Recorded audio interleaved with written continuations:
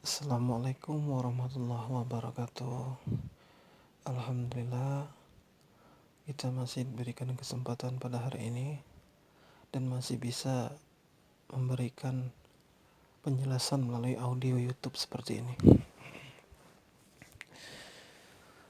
Semoga dengan kehadiran audio ini bisa bermanfaat untuk kita semua. Baik, saudaraku, ada pertanyaan seperti ini.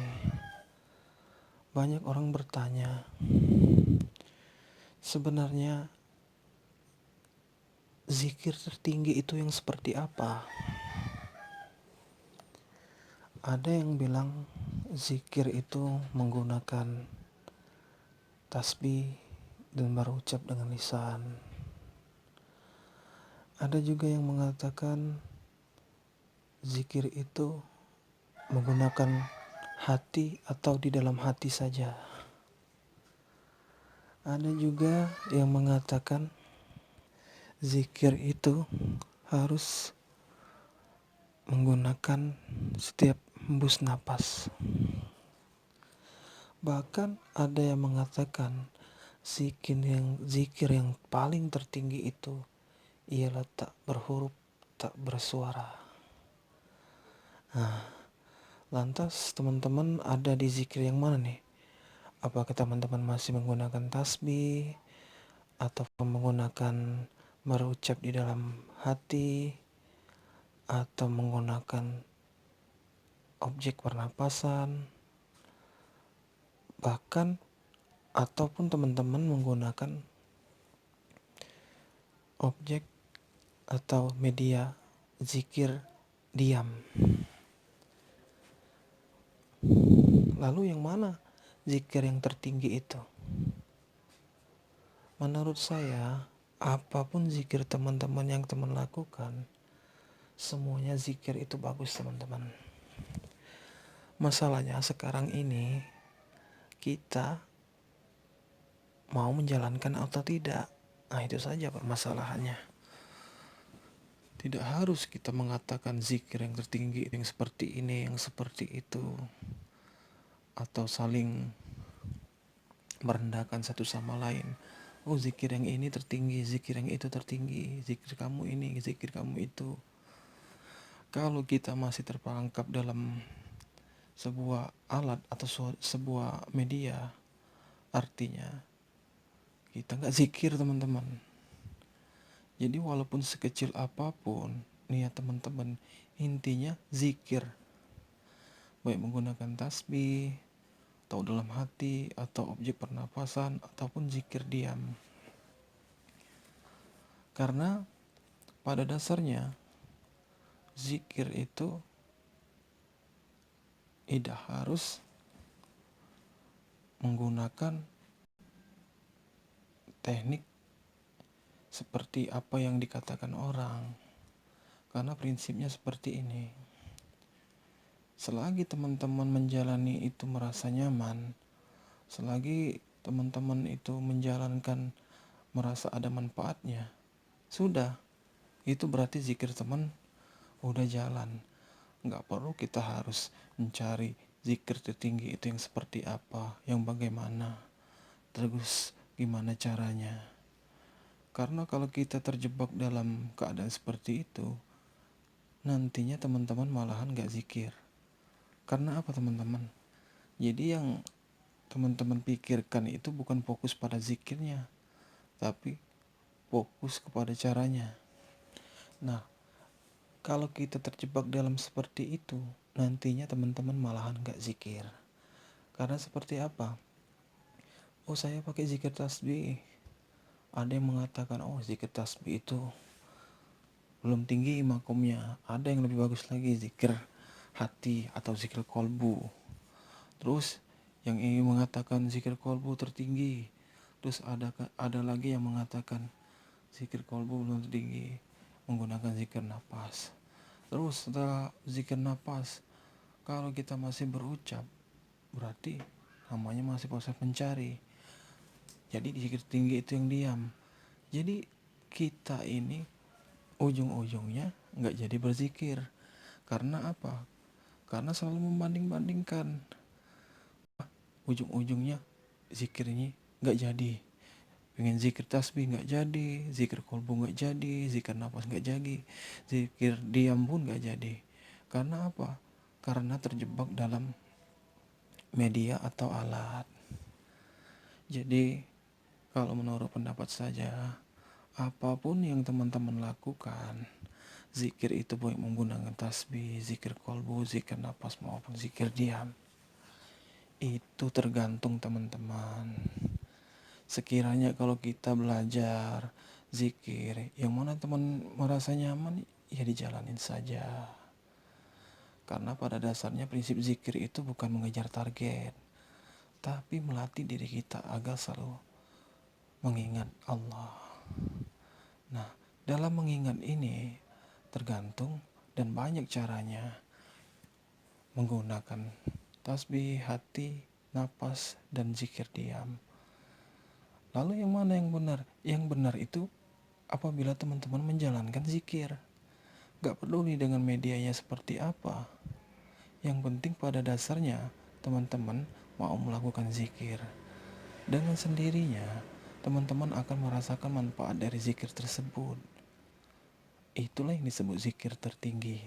Jadi tidak terjebak kepada alat atau media tersebut. Kalau kita dalam berzikir selalu menanyakan, apakah zikir saya sudah benar? Membandingkan lagi dengan satu yang lainnya. Jadi yang timbul itu ujung-ujungnya zikirnya nggak jadi. Ujung-ujungnya zikir saya ternyata masih rendah. Selalu membanding-bandingkan. Nah, itu prinsip yang salah, teman-teman. Kalau selagi teman-teman nyaman dengan zikir media yang teman-teman sudah jalani, sudah difokuskan saja kepada zikir tersebut. Karena zikir tersebut itu walaupun kita bilang zikir tertinggi itu yang seperti ini, tapi kalau teman-teman ngerasa jalaninya nggak nyaman, ya kalau bagi saya itu percuma, teman-teman. Percumanya kenapa?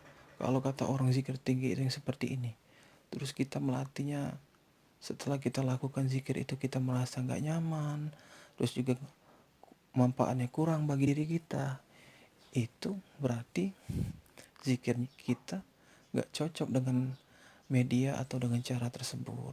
Nah, jadi buat teman-teman juga atau saudara-saudaraku, jangan terjebak kepada media atau alat zikirnya. Yang terpenting itu niat kita dalam berzikir itu apa? Apakah karena kita ingin mengingat Allah, ataukah zikir itu hanya sekedar mengingat? Nah, pada dasarnya inti dari zikir tersebut terus mengingat Allah dalam keadaan apapun. Terus mengingat dalam arti kita selalu sadar dengan keadaan apapun. Makanya dilatih dengan cara media tersendiri. Ada yang nyaman pakai tasbih, ada yang nyaman pakai hati, ada yang nyaman pakai napas, ada juga yang nyaman dengan cara duduk diam. Nah, ini jangan dijadikan suatu argumen atau suatu perdebatan bagi teman-teman ya. Karena kenapa? Karena seluruh yang namanya zikir itu bagus, teman-teman. Tidak ada zikir yang tidak bagus. Tergantung pengamalannya, tergantung niatnya apa. Kalau kita zikirnya niat karena Allah, biarpun medianya media apapun saja, media yang kita tentukan, itu tidak menjamin zikir kita itu yang ini tinggi, yang itu enggak, yang ini rendah. Semua tinggi rendah itu Allah yang punyanya. Penilaian itu bukan manusia yang menilai, hanya Allah. Jadi walaupun kita merasa zikir kita merasa tinggi, tapi kalau manfaatnya tidak ada buat kita, buat apa? Jadi intinya percuma kita berzikir. Lantas pertanyaannya, zikir tertinggi itu yang seperti apa, Kak? Kalau menurut saya, zikir yang paling tertinggi itu sudah melalui perbuatan, teman-teman. Sudah jalan dalam perbuatan. Contoh, kita zikir sepanjang hari, tasbih sampai terputus, sampai panas, tapi manfaatnya tidak ada buat kita. itu percuma. Yang benar itu zikir dengan cara apapun, apabila kita sudah ada manfaatnya bagi diri kita. Contoh manfaat yang seperti ini. Biasanya kita berzikir merasa diri kita emosi, tiba-tiba dengan zikir kita sabar.